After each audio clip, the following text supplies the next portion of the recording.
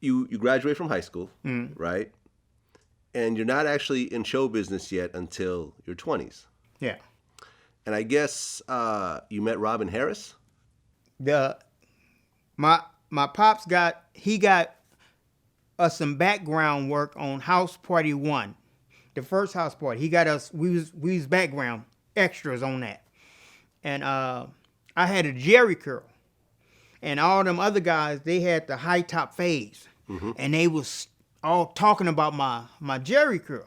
Okay. So I started talking about they high top fade. I was talking about every last one of them. And the director heard me. And he was like, man, have you ever done that on camera? I said, done what? He said, talk about people like that. I was like, no. He said, man, well, we got a scene in this movie where Robin Harris come through the party talking about folks. We want you to talk about him. I say, like, okay. So Robin came through the party and he talked about my curl, and me and him was talking about each other. Just capping on each other. But they cut all my scenes out.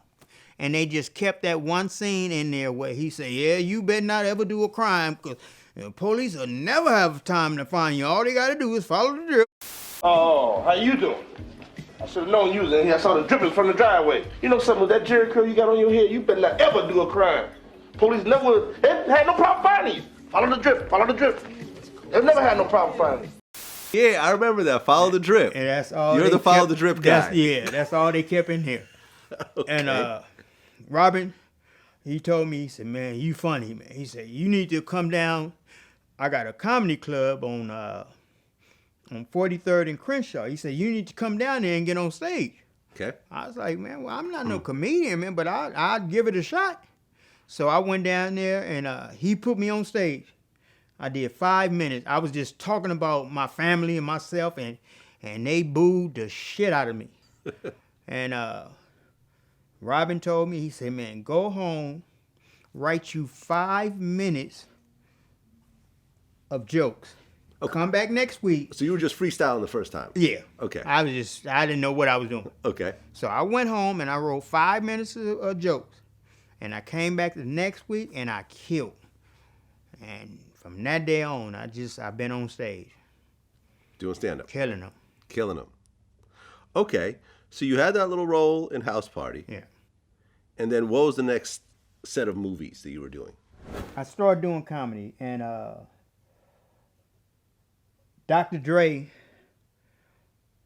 put me in his video as Sleazy-E. Sleazy-E. Yeah. And then from there, Cube came to me. Okay, so hold on. Let's talk about Sleazy-E for a second. Okay.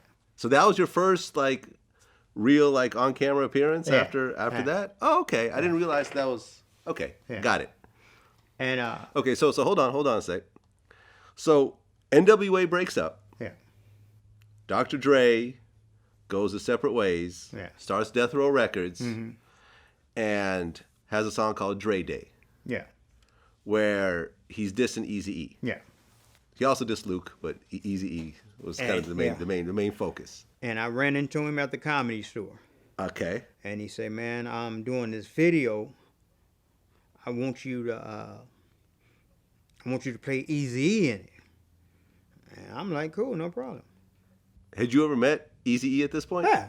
And man, Eazy was cool.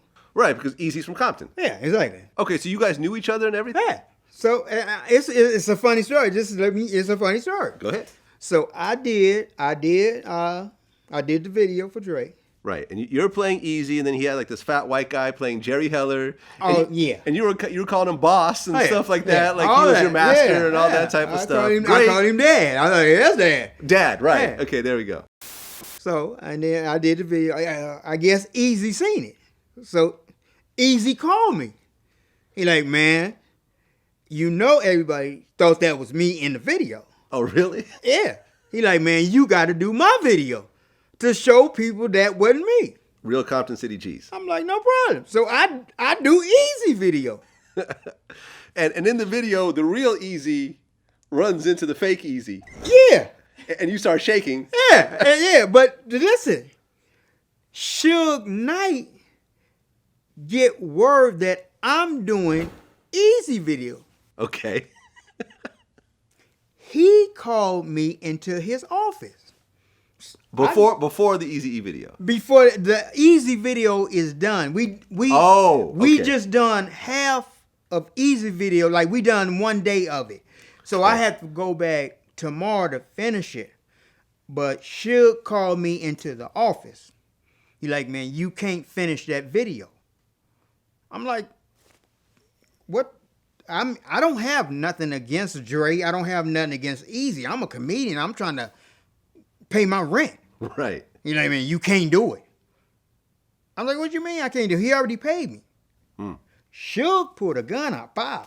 I said, you can't do it. I won't do it. I went and told E. I said, man, I can't finish the video. He like, why? I said, Suge told me I can't do it. Yo, come on, man. You won't let that nigga punk you like, I can't do it either, man. You told Eazy about the gun and everything? I told him everything. Okay. So, yeah. I'm like, well, what we gonna do, man? I know somebody that can finish the video. So I called Arnez J. So Arnez J finished the video. He played Eazy. So in the first half is me, and in the second half is Arnez J. There are two Sleazy-E's. Yeah, in the video. In the Compton City G video. This is some hip-hop trivia right here that nobody knows about. Yeah, that's what happened. Okay, because you felt that Suge was serious. Yeah, so I had to give Arnez J the money that Eazy gave to me. I had to give it to Arnez J. So even though you'd already done. But he kept your parts. Yeah, So, he kept it in there. So technically, Suge didn't really accomplish what he set out to do. No, he didn't. Because I just couldn't do it. Because I did Dre video. The video got finished and done. I just couldn't do it. Right, because at the end of the video, I guess Sleazy-E gets killed. Right? Yeah. Because you see like a body just lying there. That's Arnez J laying down. Right, because I think you had a sign like "We'll rap for food" or something like that. That was in Dre video. That was in Dre's video. Yeah. But Well, at the I end, said I you see the will rap sign, for I food. think. Yeah. But then at the end, laying in the gutter, that's Arnez J. Okay. Whose idea was the sign? Yeah. Whose idea was the "We'll rap for food" sign? That was me. That was your idea? Yeah. Okay. Yeah. Because I told Dre, we was out there in the valley, and I said, Dre, man, you should make a sign and let me like dance right here and see how many cars will stop. Man, it was so many cars stopped and blocked up and blowing their horn. That shit was so funny. I love shit it. was funny. I love it. I love it. Wow. And did you continue to have a relationship with Eazy-E after that? Yeah, we were still cool. Yeah, we were still cool. Because I told him, I said, man, I don't mean nothing by it. He's like, man, I know, man. Go on, get your money, man. Well, I think that if I get the timeline right, Suge had already kind of threatened Eazy and forced him to sign over the paperwork, and that whole situation had already happened, and Eazy came back and got it reversed, and they were really beefing like at that point. They was beefing like a mug. They were for real beefing. Yeah. But Eazy wasn't really scared of him. Didn't seem like it. He wasn't scared of him. Yeah. Yeah, I mean, he's Eazy-E. Yeah. He was a multimillionaire. They was talking about way back then. Talking about making Straight Outta Compton. And I was supposed to play Eazy-E way back then.